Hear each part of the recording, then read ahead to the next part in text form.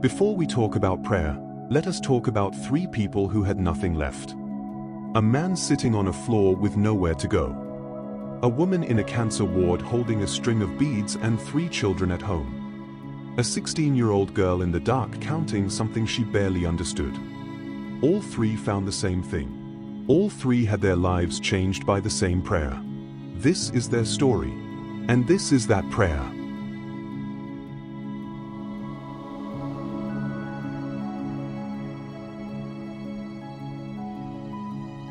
Carlos was 41 years old. Bankrupt. Alone. Sitting on a floor in Manila with nothing left. Then he found his mother's rosary under his mattress. He did not remember the words.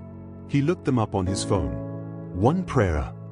One bead at a time. He prayed it for 40 nights.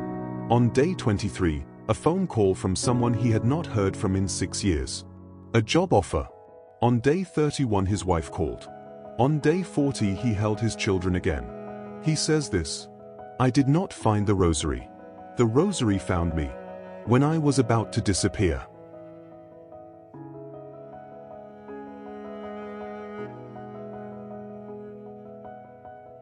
Maria was 34. Single mother.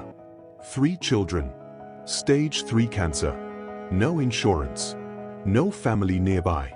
The night before her first chemotherapy, her neighbor placed a rosary in her hand and said only this: Mary knows what it is.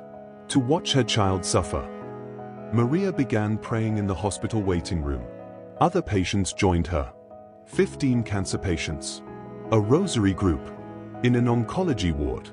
8 months later her oncologist used one word. He could not fully explain. Outlier. She was in full remission. The group she started. In that waiting room. Still meets every week.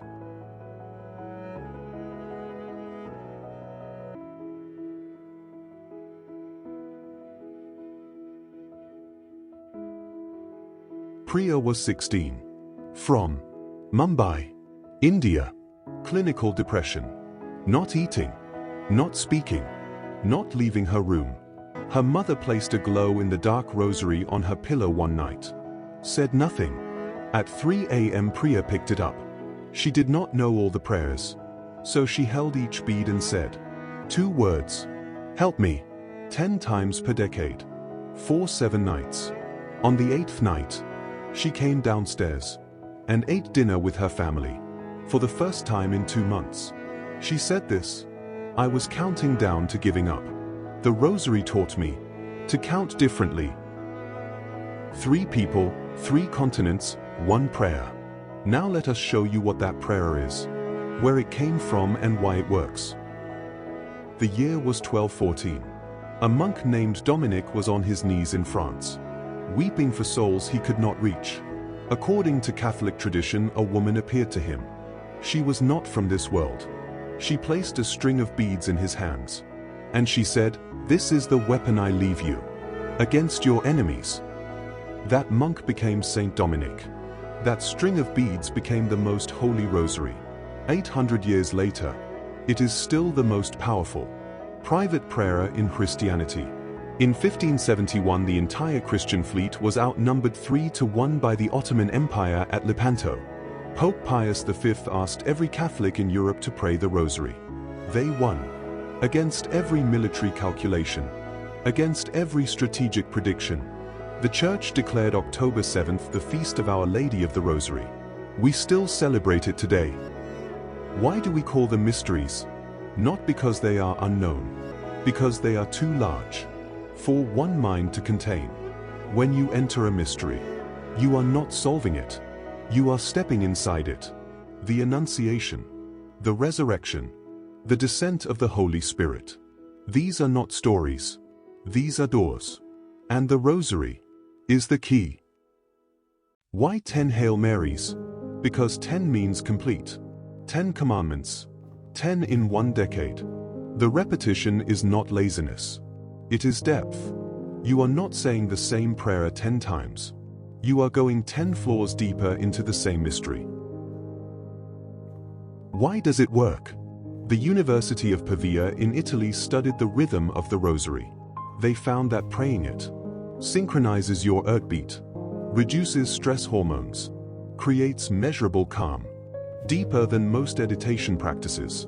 The body knows what the soul already believes.